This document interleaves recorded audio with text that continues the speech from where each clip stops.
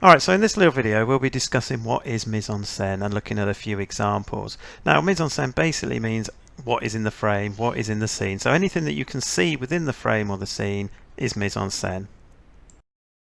So the first area of mise-en-scene we're going to discuss is setting, and this is background and wherever the scene is set. Now, for the most part, the setting is basically just to imbue a sense of realism.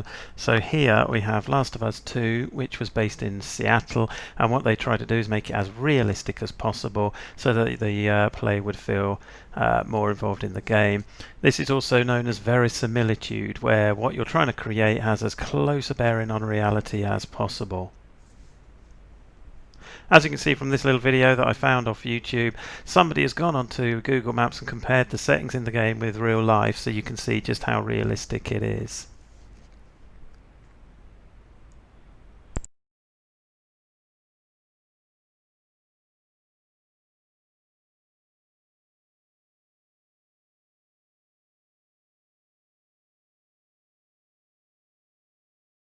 So setting can also be used to create a sense of atmosphere. So here in Last of Us 2 we're in the forest, it's very, very dark, and this is to create an atmosphere of fear and foreboding, and you know something is coming that's not going to be fun. Alright, so second element of mise-en-scene is costume, basically what the characters are wearing and what that means. So for example, in this first clip from Assassin's Creed, we've got British soldiers wearing British uniforms, and this gives us a sense of the time setting where it is set, which is in the 17th, 18th century, but also tells us as a game player who the baddies are, and it's easy for us to work out. Similarly, our character is wearing a hooded top, which means that he is not wanting to be seen, wanting to be discovered. Costumes also used in games like FIFA to create a sense of realism. So what they do in FIFA is they use all the properly licensed kits, and that creates a much more immersive experience for us as game players, much closer to reality than a game that wears just generic red or blue kits would be. So the third element of mise-en-scene is props. Props are just objects that are in the scene that are either used by characters or just there to kind of decorate. Within video games like this one as Tomb Raider, the most interesting thing about props is working out as a gameplay which ones are interactive or not, which ones are important parts of the gameplay and which ones are just there for decoration.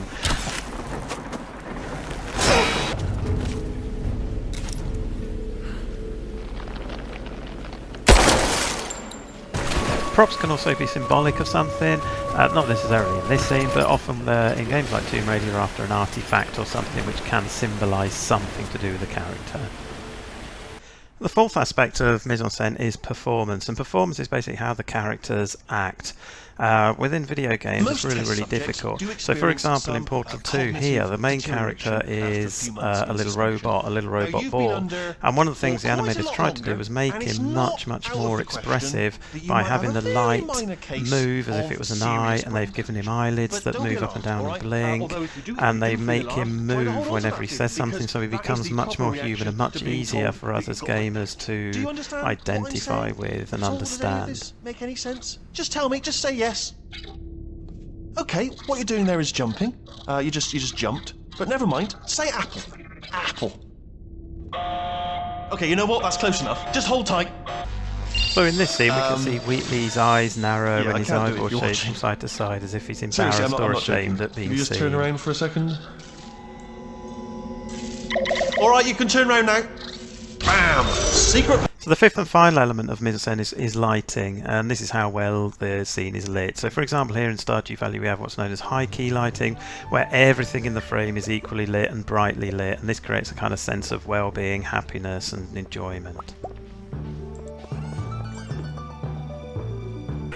So in contrast you have low-key lighting, which you can see here in Witch 3. This is where you only have a limited number of light sources and it creates this kind of shadowy effect.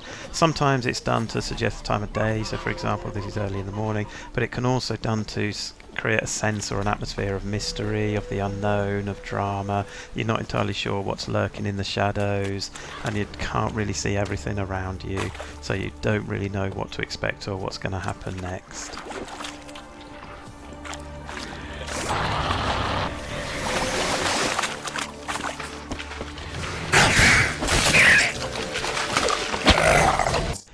third kind of lighting is called chiaroscuro, and this is where you get very, very high contrast between brightness and darkness. So in a game like Thief, for example, you have very, very, very bright parts of the screen and very, very, very, very dark.